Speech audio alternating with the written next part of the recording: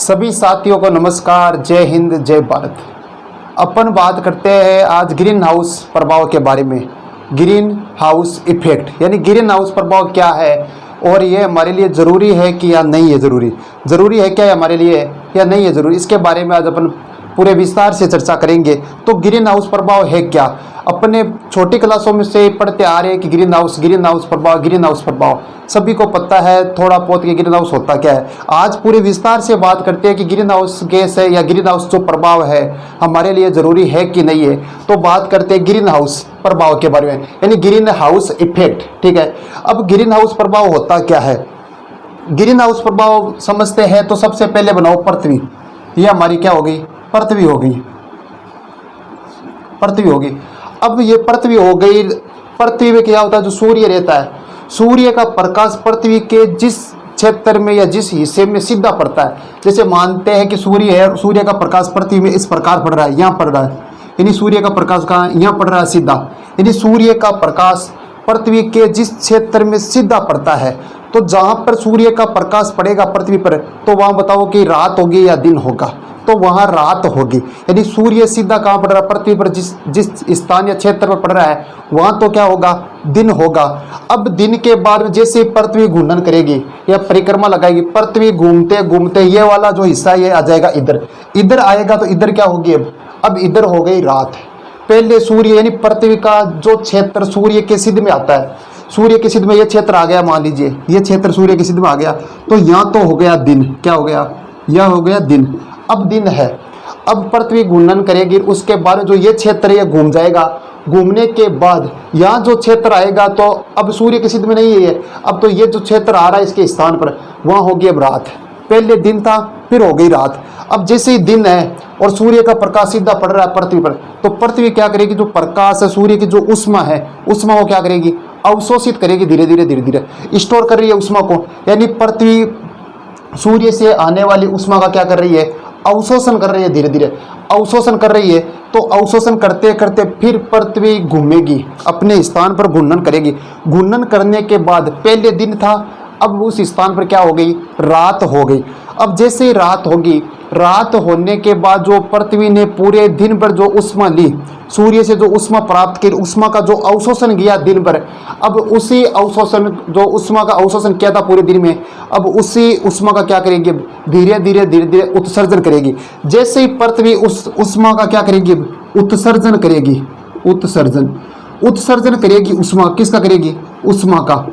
अब उष्मा का उत्सर्जन कर रही है पृथ्वी, तो अब ये जो उष्मा है ये सीधी अंतरिक्ष में नहीं जा पाएगी। सीधी अंतरिक्ष यानी ये जो उष्मा हो रही है, उष्मा का रात में, रात की बात करें, पूरे दिन भर तो उष्मा का अवशोषण किया पृथ्वी ने। जैसे रात हुई, रात होने के बाद अब जो उष्मा है, अब ये उष्मा का क्या करेगी? उत्सर्जन करेगी। पहले तो उष्मा ली सूर्य से कि आओ मेरे पास आओ, फिर रात होने के बाद उसी उष्मा को वापस भेज रही है। क्या कर रही है? वापस भेज रही है, उसका उत्सर्जन कर रही है। पहले अवशोषण का मतलब सीधा सीधा हो गया अवशोषण, अपना शोषण करना, अपनी ओर खींचना, वो तो हो गया अवशोषण।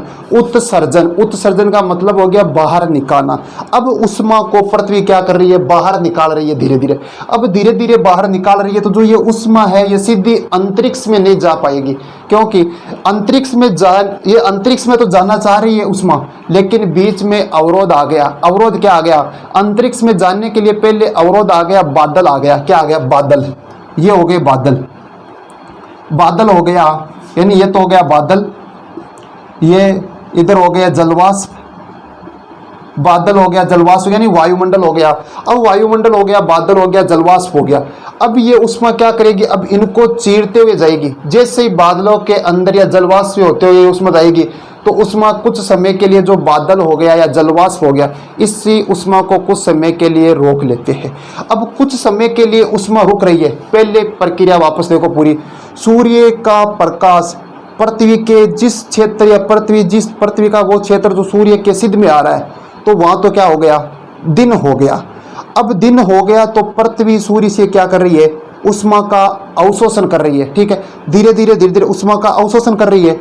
जैसे रात का समय हुआ, रात का समय होने के बाद जो पूरे दिन भर अपने जो पृथ्वी ने जो सूर्य की उष्मा का अवशोषण किया, वही अब उष्मा वापस क्या करेगी, छोड़ी। प्रकृति का नियम है, जो जितना लिया है उतना वापस देना पड़ता है। अब उष्मा का अवशोषण तो कर लिया, लेकिन वही उष्मा वापस देनी पड़ेगी। अब वापस देगी उष्मा, तो देने के लिए जो उष्मा जा रही है वायुमंडल में जा रही है, अंतरिक्ष में जाना था उष्मा को, लेकिन बीच में क्या आ गया, अवरोध आ गया। बीच में अवरोध आ गया, बादल आ गया, जलवाष्प आ गया, जो वायुमंडल है ये अवरोध आ जाता है। अवरोध आने के कारण जो ये उष्मा है, तो ये धीरे धीरे कुछ समय के लिए बादलों में रहेगी। बादलों में रहने के बाद फिर जाएगी, फिर आगे अपनी गति करेगी। अब आ गया कि जो उष्मा है बादलों में रह रही है। अब मानते हैं कि दिन का तापमान रहता है 15 से 20 डिग्री सेल्सियस, ठीक है। मान लेते हैं कि दिन का तापमान कितना है, 15 से 20 डिग्री सेल्सियस है। लेकिन अब जो ये उष्मा है मिनिमम तो 15 से 17 डिग्री सेल्सियस रहता है। एग्जैक्ट देखा जाए 15 से 17 डिग्री सेल्सियस, कभी कभी 20 भी चला जाता है। अब इसके कारण यानी जो ये प्रभाव हो रहा हमारा, क्या हो रहा है, पृथ्वी। अब जो पृथ्वी है, पृथ्वी यदि बादल इस उष्मा को नहीं रोकते, बादल उष्मा को यदि नहीं रोकते, तो हमारी जो पृथ्वी का तापमान था तो तापमान माइनस में चला जाता। इसी घटना यानी पृथ्वी यानी बादलों ने उष्मा को रोका, रोकने के कारण जो हमारी पृथ्वी का तापमान है वो कितना रह गया, 15 से 17 डिग्री सेल्सियस रह गया।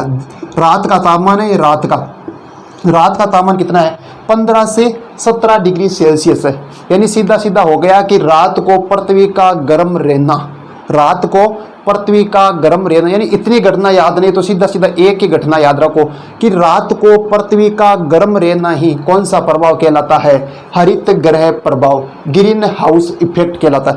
रात को पृथ्वी का गर्म रहना। अब रात को पृथ्वी गर्म कैसे रही है भाई, उष्मा का उत्सर्जन कर रही है पृथ्वी, उत्सर्जन कर रही है, तो जो बादलों द्वारा जो उष्मा है उसको कुछ समय के लिए रोक लिया जाता है, कुछ समय के लिए बादलों द्वारा रोक लिया जाता है। जलवाष्प हो गया, वायुमंडल होगा, इनके द्वारा रोकने के कारण जो हमारी पृथ्वी का जो तापमान रहता है वो अचानक गिरता नहीं है, धीरे धीरे गिरेगा। लेकिन कितना रहेगा रात का तापमान, 15 से 17 डिग्री सेल्सियस रात का तापमान रहता है। यदि ये घटना नहीं होती तो तापमान माइनस में चला जाता। किस में चला जाता, तापमान माइनस में चला जाता, -0 डिग्री सेल्सियस या -10 डिग्री सेल्सियस तक भी ये तापमान जा सकता था यदि ये घटना नहीं होती।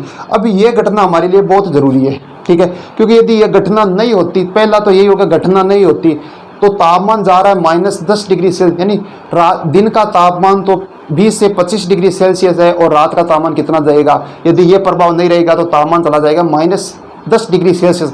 -10 डिग्री सेल्सियस पर अपन के जो पेड़ पौधे हो गया, वनस्पति हो गई या जीव जंतु हो गए, उनके लिए खतरा ज़्यादा होता इस पृथ्वी पर रहने के लिए। इस कारण जो ये घटना है वो हमारे लिए बहुत ही ज़रूरी है। तो ये हो गई ग्रीन हाउस प्रभाव या ग्रीन हाउस इफेक्ट, ये आ गई पूरी ग्रीन हाउस प्रभाव। यानी वापस देखे यदि दो ही शब्दों में, यानी सीधा सीधा देखो ग्रीन हाउस होता क्या है। ग्रीन हाउस का मतलब हो गया कि पृथ्वी का तापमान रात में ज़्यादा रहना या पृथ्वी का रात में गर्म रहना।